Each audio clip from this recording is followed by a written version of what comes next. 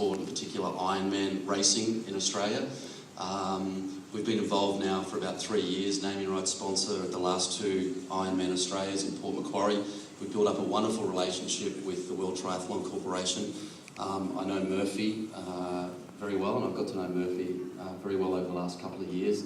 And about 2 years ago, we had a conversation about Melbourne, and we spoke about how great Melbourne was and what a wonderful place it is. And that's when I first met Murphy.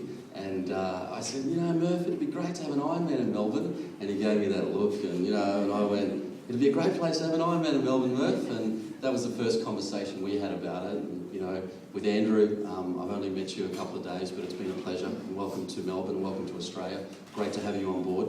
I respect your career and also where you've been, and you're kind of an Australian after living in Sydney.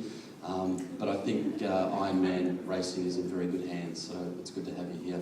So 2 years WTC have been working on this event. There's been a lot of rumours and there's been a lot of hearsay, but it's wonderful to be here tonight and finally announce Ironman Melbourne, which will be, as I said this morning at the press conference with the Premier, it will be an iconic race on the Ironman calendar around the world, so congratulations. And I think that deserves a round of applause. Thank you.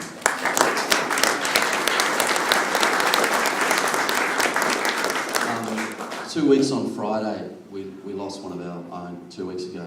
John Cornish, who was a mate of mine, and I called him a mate, and he would have been here tonight, but he's not, unfortunately, and we had his funeral last Friday afternoon in Hobart. John's mum and dad and sister, I'm proud that they're here tonight. We're having a memorial ride tomorrow morning, and then we're having a memorial service in Melbourne. And John was a great bloke, and John was represented this sport very well and very proud. He did 8:30, and that's a shitload quicker than me. And he was a very proud cyclist, and he was close to a number of people in this room. And we were incredibly distraught and gutted by what happened. And the Friday night that we first heard, we were watching another great Australian by the name of Cadell, whatever his name is, do himself proud in France. And unfortunately, all I could think of at about 11:30 at night was John Cornish. And thank you for coming tonight. And tomorrow's going to be a great day to celebrate John. And we're going to ride with John tomorrow, as we did last Friday. And some stupid people ran with John last Saturday morning up Mount Wellington and back down Mount Wellington. But thank you very much for coming, and I appreciate it. And thank you, Trent. Thank you, everyone. Thanks very much for coming on behalf of us as a company. We have our deepest sympathies. We're privileged to have Andrew Messick, our brand new CEO, come in from Tampa for this announcement. Andrew's been with us for a little over 3 weeks now, and as Rikky mentioned, he's an honorary Australian, having spent a couple of years in Sydney when he was in a previous career. So I'll invite Andrew out the front and welcome. Thank you, Frank.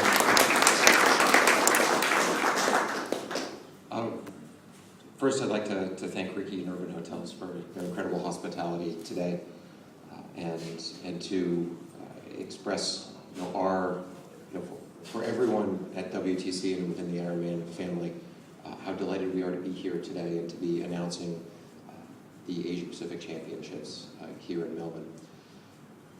For us, this is a fantastic and it's an important race. Our future depends on our ability to create races that are going to capture the imagination of athletes around the world, to create great races, and to be able to inspire Ironman athletes and possible future Ironman athletes to come out and race. And to be in the state of Victoria, in the city of Melbourne, it's a perfect fit for us. This is a place that is passionate about multi-sport. It's a place that's passionate about sport in general.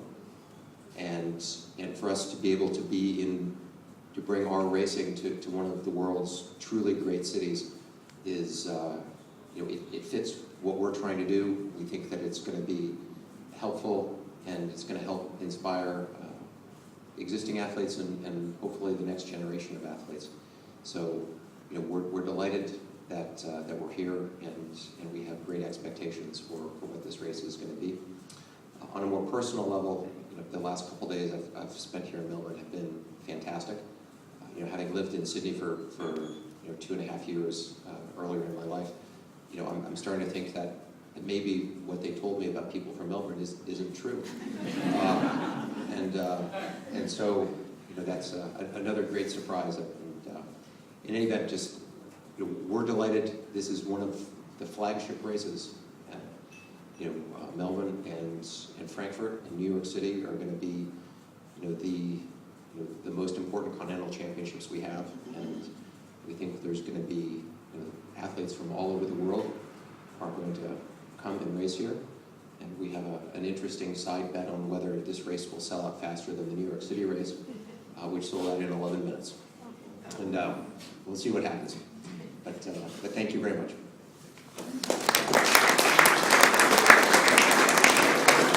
I'm going to bring up another one of our American friends now. Murphy Reinschreiber, who Rikky was briefly speaking about before, about 2 years ago went into the VMEC offices with a gentleman he's about to speak about, and it was a bit of a pipeline dream, and we were sitting in the office the other day, and I think Murphy said it was the 2-year anniversary since the first conversation about this event, so it's been a long process. So Murphy Reinschreiber. Thank you.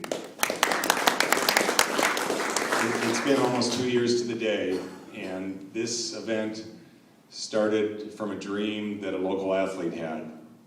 And he's a friend of mine. He came into me and said Melbourne would be the most incredible place in the world to hold an Ironman. And that athlete is Chris Lee. And Chris made the initial introductions between us and Nick Green at VMEC. He's been with us every step of the way. He's been an invaluable resource to us to get this event off the ground, and it's unfortunate that he can't be with us here today. His parents are with us today, and the next best thing we can do is to say thank you to them. But as the history of this event is written, and I think it's going to be an incredible history when all is said and done, and we hope that's 20, 30 years down the line. But Chris, I just hope that everybody can remember that Chris Lee was extremely instrumental in the dream and the implementation of this event. And again, thank you to his parents. I'm going to bring up my partner in crime now, Shane Smith. A lot of you know him. I don't think you've ever met a man who's more enthusiastic or passionate about the sport of Ironman. He already has 2 daughters, but I think today he gave birth to another child. And you've never known a bloke to be so pedantic, and this for him really is, I think, one of the greatest days of his life, to be honest. So he spent more time on Google Maps than any man I know over the last 12 months to try and find a suitable course for this thing. So I'm going to bring Shane up to tell you all about the course and the race. Thanks, mate. You're not kidding about those Google Maps. I was sick of them at night. It's quite funny, we talked about 2 years ago that Chris Lee came up with this idea and mentioned it to Rupert, but I actually remember it about 10 years ago, where it was 1998, we were up in Yarrawonga. And if anyone knows Chris, he was one of the premier cyclists in triathlon, and we were out riding, we were staying up at Lake Rowan at his grandparents' place, and it got to 3 o'clock in the morning, and I think I went up to go to the toilet. He goes, "You want to go now?" And I said, "Yeah, let's go, let's get out of here at 3 in the morning." But being a city boy, I didn't realise that there's no streetlights out there. So I started taking off into the distance with him, heading towards Wangaratta, and it's dark, really dark, and there's animals out there. There was kangaroos hopping around. So I started getting closer and closer to him, touching him in a manly way. And so I was getting a little bit scared. I don't like wildlife, as my wife will tell you, I hate it. So we're out there, and the only thing I could think about was keep him talking, because he wanted to ride faster and faster and faster. So my plan was always to keep him talking, and that way he wouldn't try and hurt me so much. And we started talking about Melbourne and talking about how good it would be to run this and do that and all the rest of it. So it actually started 10 years ago. It was also the same ride where the winds came up. It was a horrible north wind, and we were 3 hours into the race, into the ride. We had 3.5 hours to go. I'm sitting on his wheel. I was dying. I had sweat coming out of my ears. It was terrible. And on to our left was 2 donkeys having relations. And we saw these 2 donkeys, and I saw him look, and I looked, and we rode for 3.5 hours, and we stopped at a pie shop. And the first thing we said to each other, "Hey, how was those donkeys?" So that was sort of the process of my riding with Chris. But it really was his vision from a long way ago. So as you said, the hardest thing about pulling all this together was to actually find a suitable course. The guys at VMEC and the government were just brilliant to work with. They fell in love with the event. Travis Orr, in particular, just learnt all about it. He learnt about the Iron War in 1989 and just fell in love with it. So even if this event didn't happen, and back in my mind 6 months ago was, how great is it that Ironman is now in the forefront of the mind of the government, that they know our event. So it was brilliant. So all rumours were starting about, oh, there's going to be this course and at this date and all the rest of it, but no one really knew. The only people that really knew were probably 3 or 4 of us. And it all started to come together 4 weeks ago when Simon Davies from GTA Consultants said, have you ever thought about riding Eastlink? And I went, So I checked it all out and I measured Eastlink. And from Frankston Pier, where we're going to be swimming, to the Springvale exit is exactly 45 kilometres. So I'd like to thank Eastlink for building the road for us. I know it cost millions and millions of dollars, but we really do appreciate it. So thank you. Everyone put your hands together to Eastlink for making this happen. So as everyone knows, we're going to be swimming in front of Frankston there. I'd like to thank the Frankston Council for putting in the beautiful flags and doing up the jetty and putting in a nice bridge for us as well, so they knew we were coming. We've got plenty of room down there for our bikes. We'll swim 3.8 kilometres in one lap in a clockwise position, and then heading up into the river and then into transition. From there, we're going to head out, obviously, into Eastlink. We come out onto the Nepean Highway, go through 2 sets of lights and turn right. And the first roundabout you hit will actually be the 90-kilometre turnaround point. So that street is going to be a mass of people cheering all of our athletes on. And I know I've got a heap of athletes in the room. We try to invite a lot of our friends and special people that we've met over the years. Jimmy Nuts, is his birthday today, everyone. Happy birthday, Jimmy. Melbourne icon, this man.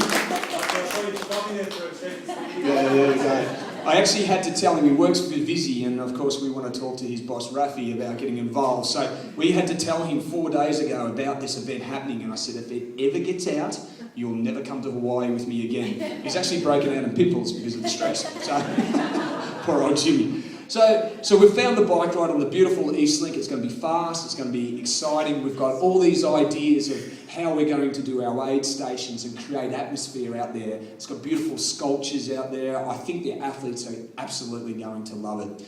You get back into Frankston and then we start heading towards the sea bars, and we head down the Nepean Highway. I'll go back to the start. You start the run and you will run on the inside road. You won't run on the Nepean Highway. It goes in between the homes, and then you hit the Nepean Highway where you will turn left, and we've got one lane all the way through until Mordialloc. And once we get to Mordialloc, we then start the pathway. So we're going to pick the best paths. There's a number of trails through there, but we'll pick the best paths for everyone to get back to the St Kilda area.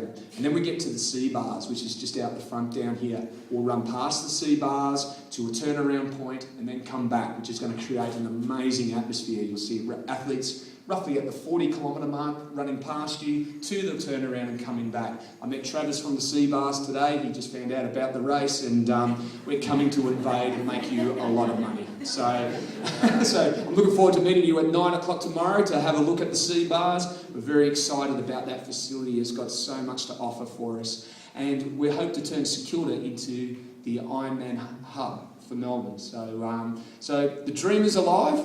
After all this waiting, all the rumours and all wondering what WTC are doing, well, this is what we've been doing at Nights, kids. So enjoy it, it's here, and it's going to be absolutely wonderful. So thanks very much for joining us tonight and celebrating. Have a few beers. They're on Rikky, and away we go. Thanks, Rikky, for everything, mate.